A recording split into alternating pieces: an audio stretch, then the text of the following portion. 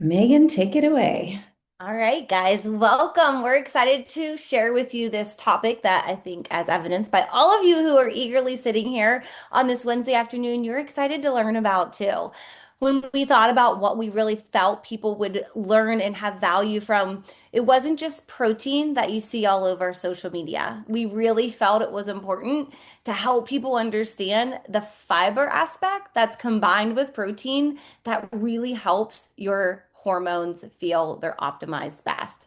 So, we are going to keep this short and sweet and to the point because we know your time is valuable, but we want you to take from this a comprehensive understanding. Protein, fiber, to-dos, action steps, targets, and a little surprise at the end that we know you guys are going to be super excited for. So, why does this matter? How's this connected to your hormone health? After 35, there is no doubt our muscle mass declines.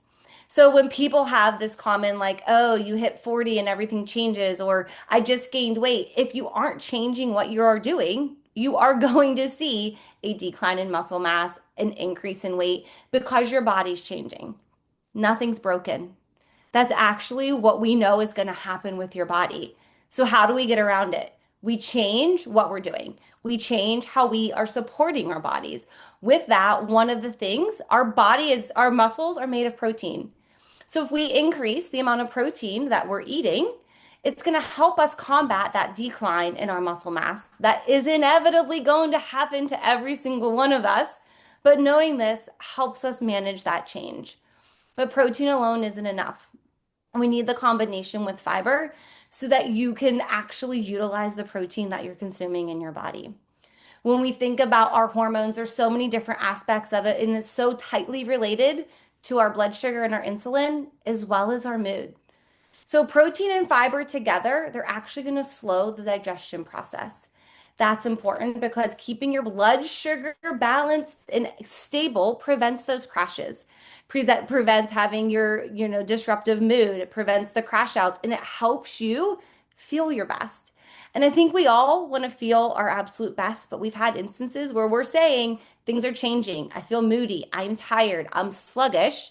And a lot of that has to do with the changes that are happening and how we can make adjustments to what we're eating and then how we're sleeping, how we're resting, how we're recovering so that our hormones are more stable. And that connection from hormone health to our thyroid to our blood sugar and our insulin and our sex hormones, how that can all come together. So I'm going to pass it over to Kaylee. She's going to help us understand a piece that I think a lot of us are missing, and that's the importance of our fiber.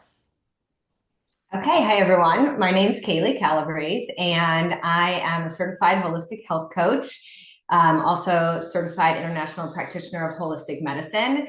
And I have been working with women on their health for over 15 years now. And I can tell you that one of the things I see, I specialize in perimenopause and menopause. So when women come to me over the age of 35 and they're struggling with major brain fog, lack of energy, terrible cravings. They're gaining weight, they're losing muscle, but they feel like they're doing everything right. These are usually educated women that come to me, women who are watching the podcasts and they're reading the books and they've checked out the studies and they're like, I'm eating 140 grams of protein and I'm still gaining weight. I am losing muscle even though I'm lifting heavy 4 times a week, and I feel like a busted can of biscuits in my jeans. Like I've actually had, I'm in the South. I've had people say that to me so many times, and I get it. I've felt it myself. So if they're lifting the weights and they're eating the protein, what is it? Why is it not working? And the reason is that we keep being told these two pieces, but nobody is really focusing on the part that makes them work. And that is the addition of fiber. So I think because fiber is not sexy, fiber is not appealing, no one's campaigning for broccoli and Brussels sprouts out there, right? But this is the missing piece. So yes, protein matters. It's essential for muscle, longevity, metabolism, hormone health, all those things. But if we are skipping the fiber piece, then we are really skipping out on the opportunity for amazing results here. So I want you to think of protein as kind of the building material. It's like the bricks, but fiber is the foreman. It makes sure that those bricks actually get in the right place and get built into something strong. So I often use the analogy of a Lego structure. So if you look at the Lego structure when it's all put together, that's like your complete protein. But fiber has to come in and separate all those blocks so that we can build it into something new. So we take the protein in, it's a Lego structure. Fiber helps break it down into its usable parts so it can then be used to build up new structures. So without fiber, digestion slows down, our gut bacteria weaken, our liver gets congested trying to filter out all the things that our body has to deal with in the modern world that we live in, all the toxins. And that means that all our efforts to hit these protein targets, all the chicken, all the protein powders, all the Greek yogurt and the cottage cheese. I mean, how many cottage cheese recipes literally can there be, right? And they're still falling flat because your system isn't optimized to absorb and activate it. So fiber does three main things that are absolute non-negotiables for women in perimenopause and menopause. It feeds your gut microbiome. This is the good bacteria in your gut. Fiber is the food that feeds it. A healthy gut microbiome will help to break protein down into those amino acids that your body can actually absorb and use to build muscle and collagen and neurotransmitters. If you guys don't know, those impact your mood, right? So we need diversity of plants, different types of fiber to feed all these different microbes to optimize this function. Now, fiber also supports your liver. Your liver is where old hormones like estrogen are processed and kind of packaged up for removal. The first thing that happens in perimenopause is not a loss of estrogen. It's a spike of estrogen because you get a loss of progesterone first, and that balance is really important. So we need to be able to process out not only our body's own estrogen, but also all the estrogens that we're taking in from our beauty products, our water, the air, pollution, all of that stuff. And that happens in the liver, and we need soluble fiber to help with that. So without enough fiber, those things can't get bound up and escorted out of the body. That leads to estrogen dominance, bloating, fatigue, inflammation, elevated cortisol. All of those things lead to weight gain and fat storage. And then also fiber helps to stabilize blood sugar, like Megan was just mentioning. So when you eat fiber first with protein, it slows how quickly glucose enters your bloodstream. So that means steadier energy, fewer crashes, less cortisol spikes, less cravings. So, you can do a better job of eating the foods that fuel your body instead of eating those foods that give you that quick energy spike. So I want you to think about it like this. Picture like a tube. The fiber is like stretching a mesh netting over that tube. So everything you eat after the fiber, now it drips the energy, the glucose into your bloodstream. That's steady, steady energy. Instead of it all rushing through the tube at once, you get a big spike of energy. Your body uses what it can in the moment, and the rest gets mopped up and stored away in your fat. That makes your fat expand, right? So we want to stabilize that blood sugar. That stabilizes our weight, but it also stabilizes our mood, our energy, and our craving. So here's the part that shocks most women that I work with one-on-one. You could be making the healthiest meals like grilled chicken, veggies, avocado, but you're still falling short of what your body needs in this phase of life. So most women in midlife are getting an average of 10, maybe someone who's doing an intentional job is getting like 15 grams of fiber a day. Does anybody know how much you need in this phase of life? Like that might have been okay in your 20s, but in midlife, you need 30 to 35 grams of fiber a day. Without enough fiber, you're not going to have great digestion. You're not going to have great detoxification. And honestly, you're not going to be able to break down those 100 to 140 grams of protein that you're working so hard to eat. So you feel stuffed, bloated, tired, but not any stronger and not any leaner. So here's the good news. You don't have to like completely overhaul your entire nutrition your entire life. You just need to start pairing your protein with some plants. So some beans, some seeds like chia seeds or flax seeds, some greens, cruciferous veggies. They're like the superhero of hormone health. If you don't know, that's like broccoli, cauliflower, Brussels sprouts, arugula, also flax seeds, chia seeds. Add a little color to every plate. So I always tell my clients, like before you even start overthinking it, a handful of plants on your plate at every meal. Eat your fiber first and your protein second. Then whatever else comes after that. This simple shift improves digestion, detoxification, hormone balance, and muscle synthesis. It's the full package, and it's why we call this the power duo.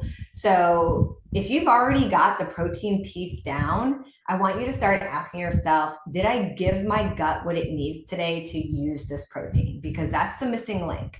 When you support your gut and liver with enough fiber, your protein finally starts working for you. And that's when your midlife energy, muscle, metabolism, hormone balance, it all starts to click again. So we're going to dive deeper into all of this. We're going to give you some more opportunities to get great tips and real life examples of what this looks like on your plate. But first, I'm going to turn it over to Jamie, and she's going to dig in to that protein piece just a little bit more. If you're not already paying attention to your protein, she's going to explain why you should. All right, I feel like I got the easy one on this. So I wanted to go in a little bit different direction, and I'm so excited that Kaylee had that point in the last slide, and I hope you guys saw it, that fiber is necessary for amino acid production. Now, we're going to go to the third section right here, digestion and gut. Before we go back up to the first, I am an NTP, but also I'm certified in HTMA testing. And I think it is fascinating that so many of the reports I get back on people's hair is trouble metabolizing their proteins. They're not getting enough protein and low HCl, which is low stomach acid. So protein, eating more protein can actually help us stimulate our stomach acid. If we do not have enough stomach acid, that's when we start to have issues like acid reflux. We're not absorbing our nutrients. We're not breaking our food down. So now if we think in our head that pattern of how we need to eat in order to fully utilize all of the nutrients in our food, then we're not going, oh my God, I need this many grams of protein for this, this, and this. No, we're thinking kind of reverse engineering. I need to have my fiber first to make my amino acids readily available. Now, when I consume those amino acids in my protein, I'm stimulating my stomach acid. So I'm going to break that food down better. So for me, science-minded, if I think about it, food from a science perspective, I don't know, for some reason that clicks. And when Kaylee uses her analogy of, having that fiber first on the bottom of your stomach, and then we put the protein, and then we put the carbohydrates on top of that, it just slows all of that down. So right there, going back to the top with our blood sugar and cravings, we want to slow our glucose rise. The more glycation, the faster we age. So we do not want to have that roller coaster all day. We want to have that nice flat line so we don't crash around 4, right? When we have to do homework with our kids. It's going to boost satiety hormones naturally, has a higher thermic effect. That's key to me. So now I do want to talk a little about, how we say 25 to 35 grams per day. If you are currently consuming probably 60 to 80, I don't want you to leave this call and jump straight to 120 or 130 because your body's going to go, oh, goodness gracious, I got to do a lot of stuff. And you're probably going to get a little gassy and bloated because we need to slowly start stimulating that extra stomach acid. So maybe go, okay, I'm going to go each day, try to go up 5 to 10 grams per day and map it out. So for me, I know I'm going to get 30 at breakfast, 30 at lunch, 30 at dinner. Now, where am I going to get the rest here? Is it like a pre-snack right before my early workout? Is it going to be my snack around 4? Where else am I going to place that? And on that, the topic of muscle mass and metabolism, even when we see people hitting these target goals of protein in perimenopause, if we're not also fueling our body with protein before that workout, we're doing our bodies a huge disservice. Because imagine going into a race or some high intensity exercise with zero fuel. You're going to crash in the middle and you're not going to have your peak performance. You won't lift as heavy. You won't have as great of endurance. So we have to fuel our bodies. And if you're one of those people like me, that was a huge shift coming off of doing fasted workouts for many years. I'm like, I cannot work out with a full belly. 2 hard-boiled eggs, super simple. I make a ton in the Instant Pot. They are always there. I have zero excuse. It's not heavy on my stomach. And I have something right there so then I can have my triple boost right after so I don't have a smoothie sloshing around in there. Um, we have to support our strength, our bone density, healthy aging. So when I reverse it, if I'm not eating protein for weight loss, I don't think in terms of weight loss ever. I think of longevity and what am I doing for my body to fuel it for the rest of my life. I want you guys to kind of shift that thinking. And then just some easy targets. Eggs, I think those are greatly overlooked. I think everybody should have be having at least 2 eggs a day for those amazing healthy fats in them, plus the great protein. Greek yogurt, I do the lactose-free one, and I just add like my whole earth stevia monk fruit to it. That's a great little treat at night before bed too, because there's no sugar in it. I make my kids a huge protein smoothie every morning, and I'm really focused on that for them to start their day with protein so they don't crash as soon as they get to school. So don't only be thinking about for your own self, look at your children and look at their behavior. Is there a time during the day where their behavior's off? They're crashing and acting out and yelling because they've come home from school and had 3 carb snacks in a row of processed food, and then they crash right when you guys are supposed to be doing homework together. Shift that. And when I did this with my son a few years ago, we shifted it to he packed a bunch of like turkey and ham roll-ups in the car. He had always had like a little bag of nuts. When we shifted that to having healthy fats and protein after school, then he could have a carb snack if he wanted. He had so much more energy for the rest of the night. His mood was better. He wasn't snapping on me. So think it in that terms of like if you see a behavior issue in yourself, like a mood throughout the day or your kids, it could be protein related that they've had so much carbs and they didn't have that good protein base. All right, and I am going to hand it to Amy. Okay. So, funny side note, I get to be best friends with these ladies. So sometimes when they use an example of the lady who said she felt like a busted can of biscuits, or she was eating all the protein and nothing was happening, or a lot of times I'm right there with you. And this has been such an awesome shift because for years and years and years, it was all about restriction. It was all about how little, can I eat of each category? And I think there's such a powerful shift that happens when we say, how can I eat more fiber? How can I eat more protein? And the satiety that you have, even Jamie came over a few months ago and we had for breakfast this beautiful little Buddha bowl, is what I call them. And it's eggs and it's arugula and it's some garbanzo beans or chickpeas, whichever you like to call them, with a few more vegetables. And you could throw some fermented, kraut in there if you're fancy. It fills you and you no longer feel like you're being deprived. You no longer feel like I can't have that. Instead, you have this beautiful switch in your brain of, hey, what else could I have that has more fiber? What else could I have that has more protein? And you switch from this mental space of I can't have that to I get to fuel myself. And it is such an empowering thing for you to do. And your energy levels start coming up. There's so many benefits that you're going to feel, especially when you get that fiber in there. And instead of feeling constipated and bloated all the time, you're finally moving things through and helping your body absorb. It's incredible. So we've given you the basics on why, and now we want to help you with the how.